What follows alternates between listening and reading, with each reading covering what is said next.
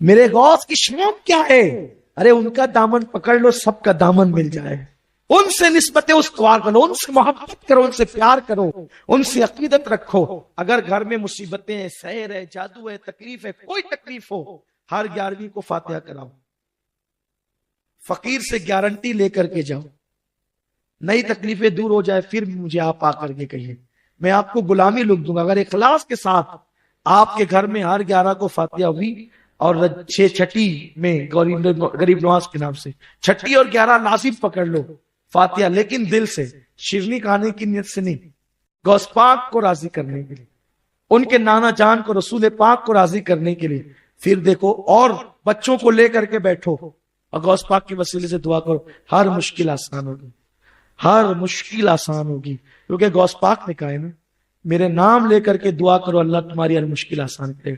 اور غوث پاک نے کیا کہا پتا ہے آپ کو؟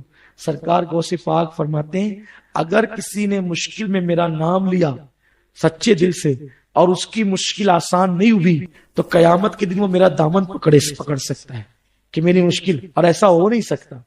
کیوں نہیں ہو سکتا؟ ارے جس نے دین کی مشکل آسان کی. غوث پاک کو محی الدین کہتے ہیں نا. کیوں کہتے ہیں محی الدین؟ اس لیے کہ دین مرنے کے قریب تھا، آپ نے اس کو ہاتھ پکڑ کے سہارا دیا، دین زندہ ہو گیا. اسی دن سے لوگ آپ کو محی الدین کہنے لگے. یہ غوث پاک کی شان ہے. تو غوث پاک کو مصیبت میں یاد کیا کرو.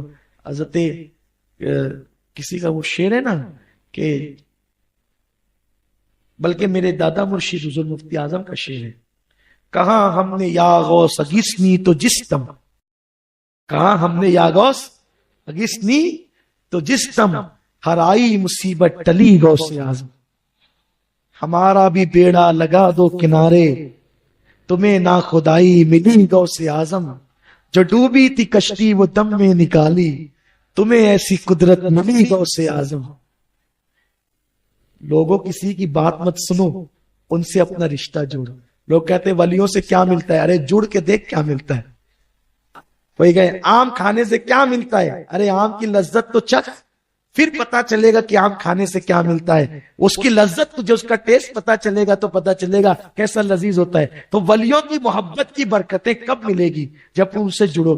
جڑنے کا یہ مطلب نہیں کہ بس یوں ہی نام لے لیا، نہیں، بلکہ بزرگوں نے تو یہاں تک فرمایا جو غوث پاک کا نام ناپاکی میں لیتا ہے ابھی بھی اس کو نقصان ہوتا ہے. ناپاکی میں بزرگوں نے فرمایا، جب ہمارے یہاں مجلسیں پڑھی جاتی، یہ غوث پاک کی محبت ہم لوگوں کو جو ہے وہ مدرسوں سے اور مولانا لوگ اور کسی کا پیر صاحب لوگ کا واز سن کر کے نہیں ملی. ہمارے گھر میں برسوں سے غوث پاک کی 11 دن کی مجلس پڑھی جاتی تھی. تو میری دادی مرحومہ وہ مجلس پڑھتے تھے، اور وہ مجلس پڑھ کر اس پہ غوث پاک کی زندگی بیان کرتے تھے، اس پہ تقریر کرتے تھے، سمجھاتے تھے. قاری صاحب بھی آتے تھے. اس میں ہمارا بچپنا تھا. تو ہم کو بچپنے سے غوث پاک کی محبت پلائی گئی ہے. غوث پاک رضی اللہ تعالیٰ کی محبت ہمارے گھر کے لوگوں نے ہمارے دلوں میں ڈالا ہے. اور اب وہ جیسے جیسے علم کے قریب ہوتے جائے ویسے ویسے بڑھتی چلی گئی.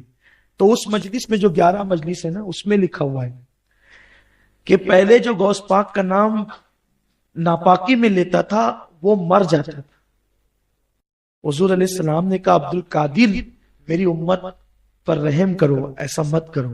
تو غوث پاک نے کہا کہ ٹھیک ہے نانا جان، آپ فرماتے ہیں تو اب میرا نام ناپاکی میں لینے والا مرے گا نہیں، لیکن اس کو نقصان ضرور پہنچے گا.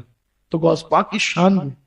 غوث پاک کے نام کی اتنی برکتیں ہیں کہ جو غوث پاک کا نام پڑھے گا، یا شیخ عبد القادر جیلانی، فرمایا گیا کہ یہ وظیفہ پڑھتے پڑھتے اللہ نے لوگوں کو ولایت عطا فرمائی. لوگ ولی بن گئے ان کا نام پڑھتے پڑھتے. اسی لیے کسی نے کہا ہے نا کہ یا غوث کہتے کہتے ہو جاتے ہیں غوث، خواجگی مل جاتی ہے خواجہ کا دم بھر کے تو دیکھ. صابر پاک کے والد روزانہ 1000 مرتبہ یہ وظیفہ پڑھتے تھے، یا شیخ عبد القادر جیلانی شہن اللہ.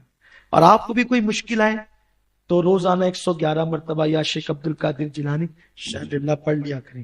انشاءاللہ ہر مشکل دور ہو جائے گی، ہر مصیبت آسان ہو جائے گی، ہر تکلیف دور ہو جائے گی. الحمدللہ یہ بہت مجرب نسخہ ہے. اور اعلیٰ حضرت خود پڑھتے تھے یہ وظیفہ. فرماتے ہیں تورے دیکھن کو ترسے جیارا، یا عبد القادر جیلانی، ہے لیسا کمثلی چہرہ تیرا یا عبد القادر جیلانی، تن من دھن سب وارت ہوں اور سارے سہاگ اتارت ہوں، شیئن للہ کی جپو مالا یا عبد القادر جیلانی۔ یہ اعلیٰ حضرت کا نے یہ منقبت لکھی ہے، یہ منقبت عربی زبان میں امام احمد رضا نے لکھی ہے۔ تو اعلیٰ حضرت خود یہ وظیفہ پڑھتے تھے اور بہت برکتیں، اللہ کے بہت سارے اولیاء یہ وظیفہ پڑھتے رہے۔